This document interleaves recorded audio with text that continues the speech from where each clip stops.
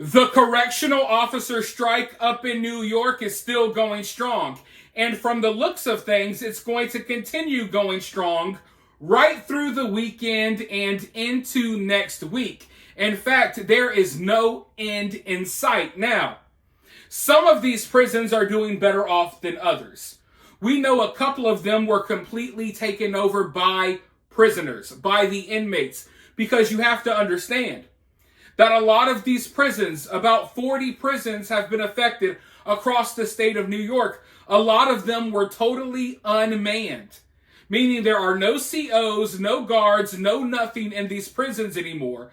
The prison has been left basically to the prisoners.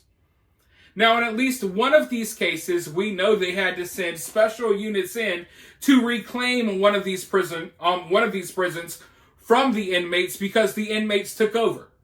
And over the past week or so, inmates have taken over multiple facilities across the state of New York. We're not hearing much about it because they're trying to keep this story on the hush. But the reason this strike began in the first place is because Governor Kathy Hochul, she introduced all of these new laws, rules, and regulations that made it unsafe, made it totally unsafe for a lot of these correctional officers. Some of these officers were required to work 24 hours straight. All of them are doing a lot of overtime. They aren't getting to spend time with their family. They're at work falling asleep because of all of the hours. They are constantly forced to work. They are understaffed. And just think about all of the whacked out laws and stuff that we hear about across America. Think about how in places like California and New York, how they literally release these violent criminals back out on the streets, right? It's almost as if the laws are no longer protecting law-abiding citizens. The laws are protecting the murderers, the killers, the people that are doing harm to innocent people. Those laws and those rules are not just affecting the outside world, they're affecting the prisons as well. So now, in places like New York, when you have a crazy prisoner that does something insane and hurts someone, you're no longer allowed, for example, to put them in solitary confinement. So a lot of these rules and regulations that have been recently put in place, not only are the guards against it, but even the inmates are against it as well. Because these woke rules and laws are idiotic and they're making prison even more dangerous than it has to be. Prison is already dangerous. It's dangerous for the prisoners. It's dangerous for the guards. Now it's even more dangerous for both of them. And the correctional officers are not allowed to do what they need to do when they have someone inside of these prisons going crazy and hurting people. It's like the exact same thing that we see on the outside. We're going to catch you, then we'll release you into the public to hurt more people. Same thing in prison. Oh, you just did this, you just did that. We're no longer able to punish you or separate you. We got to just throw you back out there to hurt more people. But now, for the first time since these strikes began, we're hearing a little bit from some of the people inside of at least one of these facilities. Keep in mind, 40 prisons are affected.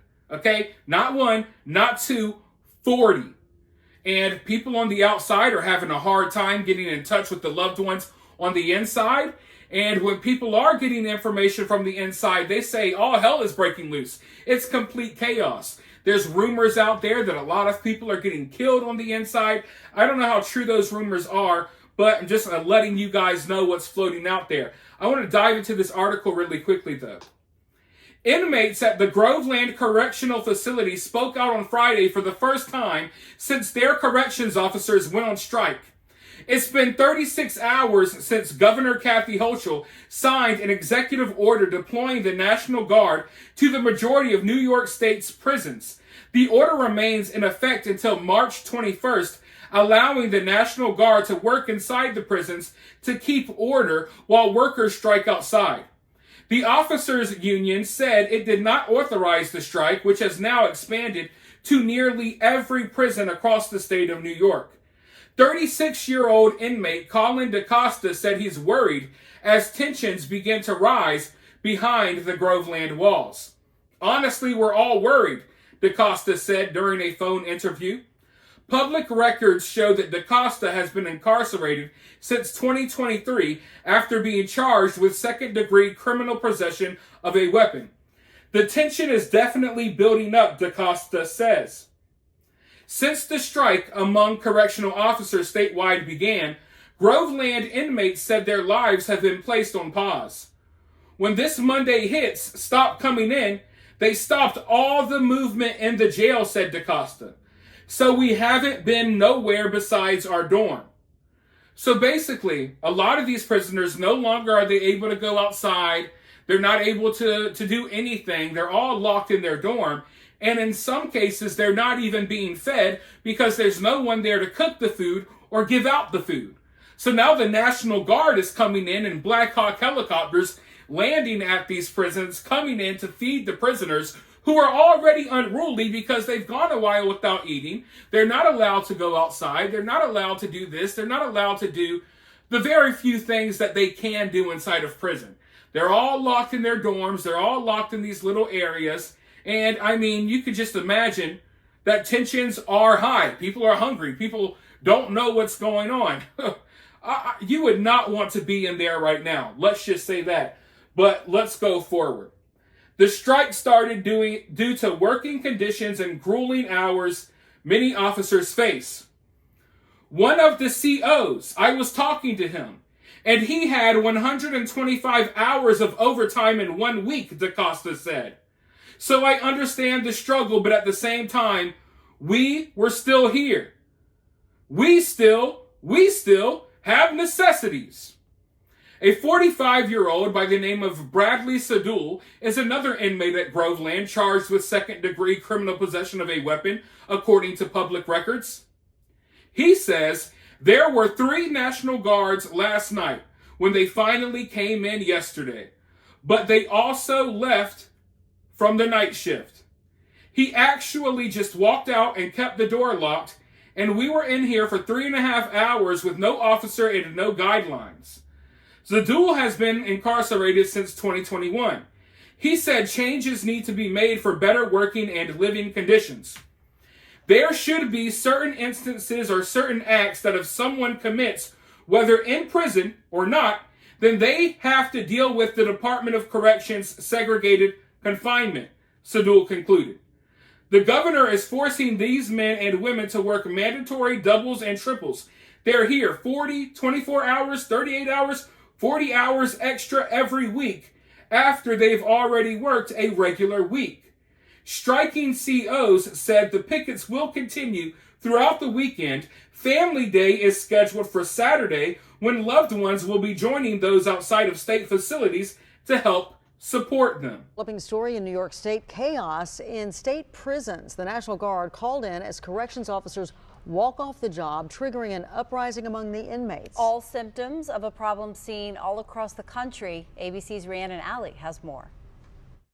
The nationwide shortage of prison workers reaching a boiling point. A week-long strike by corrections officers in New York now spreading to nearly all the state's 42 prisons. We're doing it for the future. It's not safe for anyone, so we don't care. And inmates apparently taking advantage. Hundreds taking over the dorms at one facility for hours. Officers retreating as an emergency response team was called to reestablish order. The governor already calling in the National Guard for help staffing the prisons. The striking officers are protesting forced overtime and want changes to a law that restricts punishments for inmates. Prison staffing shortages have worsened across the country since the pandemic. The Bureau of Prison staffing shortfall was estimated around 40% last year. Shortfalls at some prisons in Georgia estimated around 70% and around 50% in Oklahoma. But officers say bringing in the National Guard is not the answer. They don't know the do's and don'ts inside the walls. Like, it'd be no different than some of us getting sent to do the National Guard's job. It's not going to work. So I imagine that by now you're wondering, well, what is the governor, what is Kathy Hochul going to do about this? How is she going to, get in control of this problem? Well, today she announced that her response to these strikes, her response is not to give in to the demands. And by the way, these demands are not anything crazy. Okay? A lot of this stuff is common sense. Like, hey, if I got someone who lost their mind inside of prison and just shanked their roommate, I should be able to separate them from their roommate and put them in confinement away from other people that they could hurt. They're no longer allowed to do that, okay? So there's common sense rules and regulations in prison that have been removed. And that's all the correctional officers are asking for. They were not striking a month, 2 months, 3 months ago. They're striking now because these new rules have been put in place. Kathy Hochul refuses to meet those demands. She refuses to have any common sense. She wants these people to not only work crazy hours, crazy overtime, she wants them to be in harm's way 24/7. She wants to make life more dangerous for the prisoners inside the prison. And her answer to this problem is now she's introducing an idea to close down 5 more prisons in the state of New York. So the prisons are already filled. They're already understaffed. The guards are complaining that, hey, we can't keep doing this. I can't work 24 hours straight and then expect me to deal with crazy people that I can't even, put in confinement, or I can't do this, I can't do that. And Kathy's idea is, hey, let's close more prisons. Let's put an even bigger strain on all of the other prisons that we keep open. Even though we have a huge shortage of COs and correctional officers, we're not going to worry about hiring more. We're just going to close down prisons. We're going to make these people lose their jobs. We're going to take people from these prisons and we're going to cram them into these prisons that we're already telling you that, hey, we can't go about these new rules and regulations. That's what Kathy's idea is. And all of this is basically to spit in the face of everyone who is striking. The idea is, I'm just going to, you want to strike? You're not going to get into that prison and do your job? Well, I'm going to make things 10 times worse. That's what Kathy Hochul's idea is. It's not to give in to these people's demands. It's not even to meet them halfway. It's, I'm going to punish you for speaking out and being against these new rules I've put in place. I'm going to punish you by making your life even harder, making your job even more dangerous, and putting even more of a strain on the prison system in New York currently.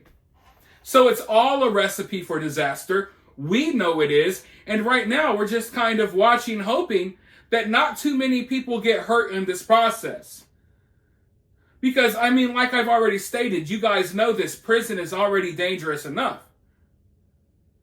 Now you got, these prisons who are basically unmanned, and it's just every man for himself inside of their prison. So you can't even begin to imagine what's happening in some of these dorms to some of these people. Okay?